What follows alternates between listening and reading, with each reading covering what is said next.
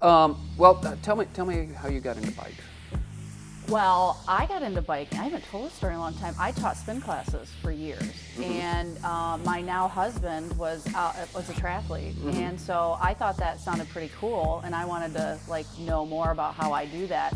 And I'd never ridden outside, so I was turning 30 and kind of going through a big life change at that time, and decided I was going to take my riding from indoors to outdoors. So I bought my first road bike, and the first time I clipped into it, I didn't realize that it wasn't like a stationary bike, and over I went. Oh.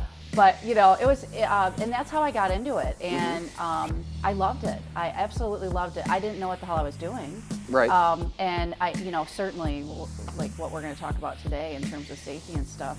But I love the freedom of it, and it was a little scary too. I mean, those wheels they're little. They're not like a spin bike flywheel. So that's how I got started, and I've been doing it now for almost 10 years.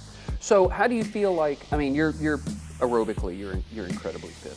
Did that translate pretty well? Like you got on the bike and you thought, this is going okay. This isn't whipping me to death muscularly or anything. Yeah, no, it was different in the sense that once you get outside and there's this element called the wind. Right. And I hate the wind.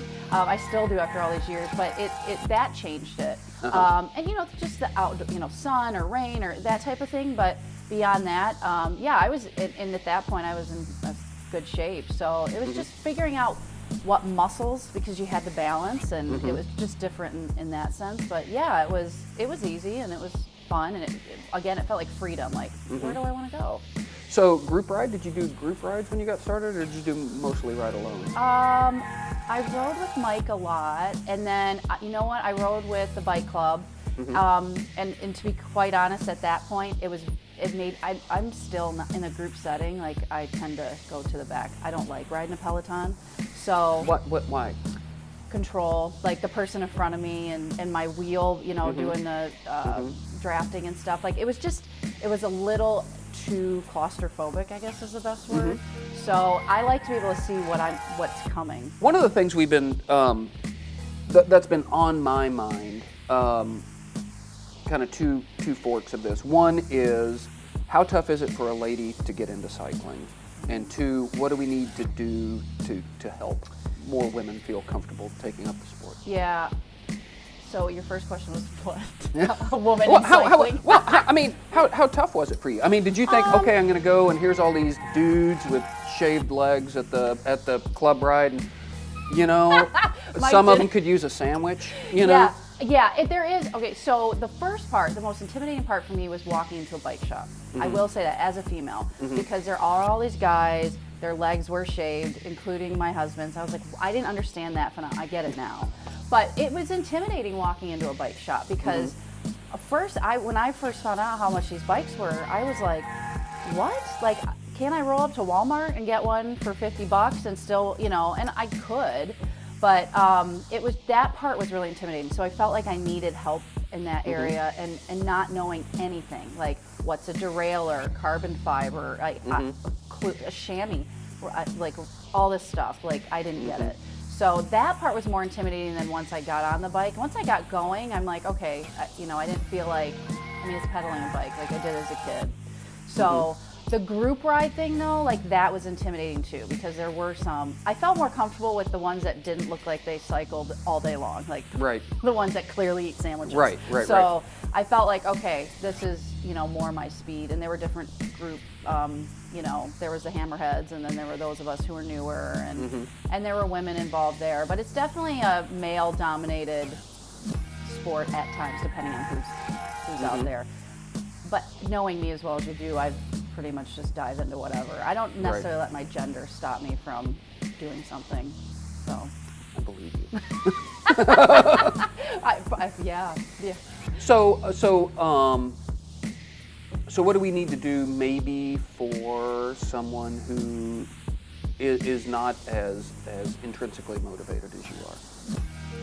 Yeah, a lot. I think what I have found, like, female-specific events. So, like, coming out to the bike shops and saying, let's go over your different bike options if you don't want to spend $2,000, or, here, just and some of these have been started in the community where it's like, let's go ride, ladies, or and group efforts just for women involved. I think that helps. I know with the triathlon club, with the Tricats, we're creating Facebook forums and pages specific just to the women in the club, because there is that intimidating factor for triathletes who are not they're doing their first race. They're not cranking out an Ironman. So right. So we're really being cognizant of that need and how it's different to be a female in the sport, and not as serious about it, for lack of a better term.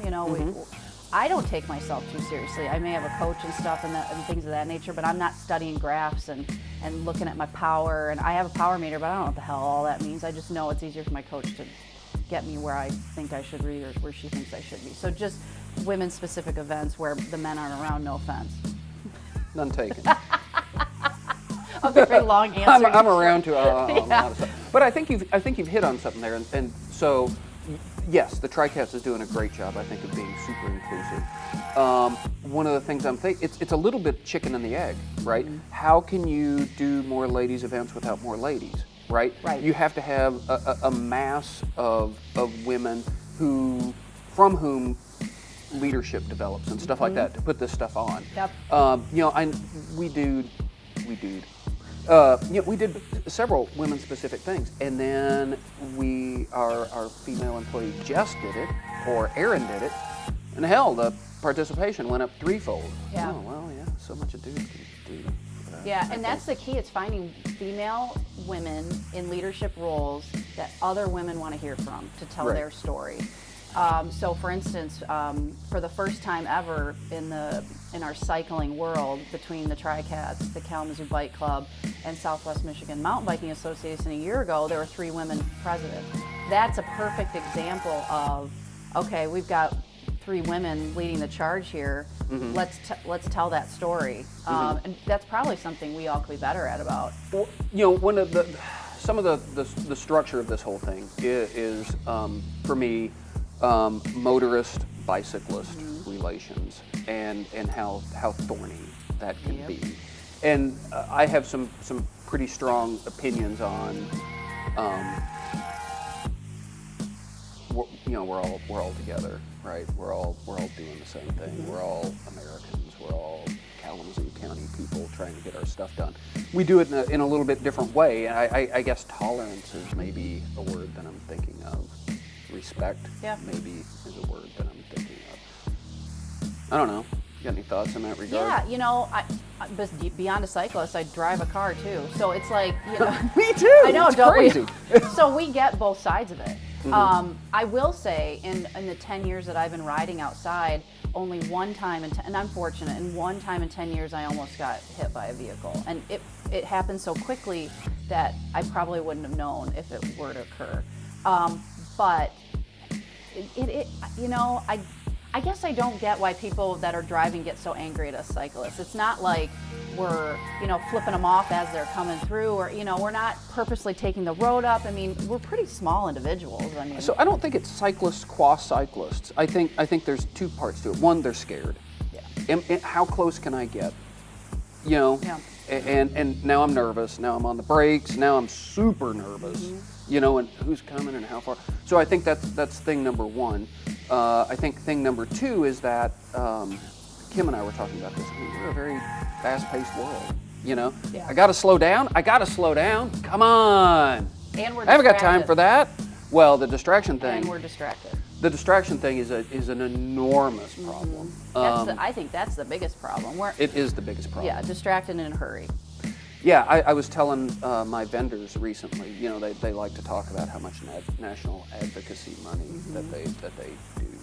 And I said, you should just take it all and figure out what to do with phones.